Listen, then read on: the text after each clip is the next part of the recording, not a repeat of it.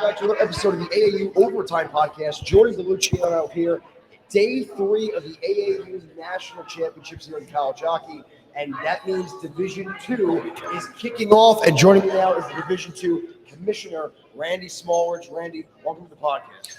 Thank you, Jordan. Good morning. Good morning, all, and welcome to 2023-2024 Division II National Championship. Yep, it's we're off and running with Day 3 Division II. So, Randy, D2, 9 o'clock start. We're going to run all the way to 9 o'clock finish. So D2's underway. Full day event here, Jordan. They started at 9 o'clock this morning. We got 20 teams in Division II, ranking from number 1 Florida Atlantic all the way down to number 20 Ramapo. So a lot of these teams are returning. A couple teams are brand new to this event. So we're looking forward to a fantastic event. And we got a couple new additions, though. We got a big D1 is only the 16 teams. We got a lot of pools for Division II. So not just the pool winners are going to be moving on. New addition this year. We got the wild card rule. 3 teams will represent that wild card. So any team is in it. Regardless, you lose day 1, you're still alive. Absolutely, 100%. So it's not like you lose one, you're out. There's always a chance to rejuvenate, and you get a loss there, you can come back and get that wild card. So we're very excited to have that. You got representation from all over the place, upstate, down south, a lot of family and friends piling in right now. What's it like now witnessing day 1, day 2, we had D1 in the women's, but now everyone's starting to pack in. So what's it like now witnessing everyone starting to show out for their teams? It's electrifying. You walk around the lobby, you just see it, and you see jackets, and you see people from different states, different cities, and it's a fantastic atmosphere. You see grandparents, you see kids, you see grandkids. It's just electrifying for me. And now this is your 3rd year on board with AAU college hockey. What have you seen the growths and improvements and changes over your 3 years with here? It's 10 times. Our first year, we went through some struggling periods. It was 2020. The event, I think half of our teams made it. The other half got calls from schools. You had to turn around. You had to come back. So they tried to make the best of it. Second year, we kicked it off with 1 division, and that was fantastic. Last year, we made 2 divisions out of it, Division II, Division III, so that doubled. That was a great atmosphere.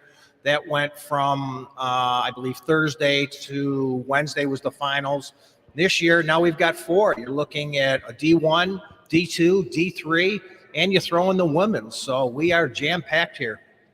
And then D3 will kick off tomorrow. But Randy, you have a history working with some of these teams. Last year, you were part of St. John Fisher, that team that won Division III. And now I believe it said Rochester, right, is the team you're with now. Yeah, that's correct. D3 was the first inaugural year last year.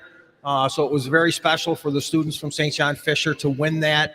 It was touching. You're on the bus ride home and you hear some of the students that, their high school team wasn't that good and their travel team wasn't too much better. And to win something like that, they can't take that away. So it was very special for them. And, I moved on and I now work with University of Rochester. They're going to be representing D3. So we'd love to keep that in Rochester, New York, just bring the trophy down the road a little bit. All right, you got a lot in front of you right now, all this paperwork. What are you working on? I see a lot of highlighting, a lot of sharpening, a lot of penmanship. Yeah, it's like I said, when you have 20 teams, you want to keep your eye on scores and updating our websites. And, I think our website is top notch.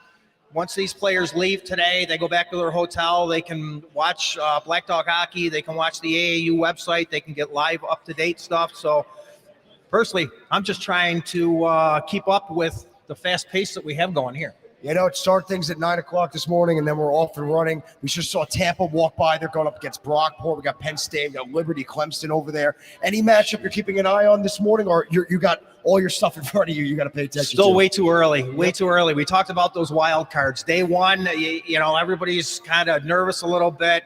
I enjoyed seeing teams come in this morning, signing in, doing intros, where you're from, what's your major. So it kind of loosens up the students a little bit to come in and just get going, because once they lace them up, they're ready to go. So can't tell you too much right now, Jordan. Yep, we're just kicking things off for Division II, and then D3 will follow tomorrow. D1 pool play wraps up today. A lot of games to keep an eye out for, and the women's continue on as well. But Randy Smallridge, the Division II commissioner here at AAU College Hockey. Randy, thank you for joining the podcast. Enjoy the rest of the day. We got a long day left to go.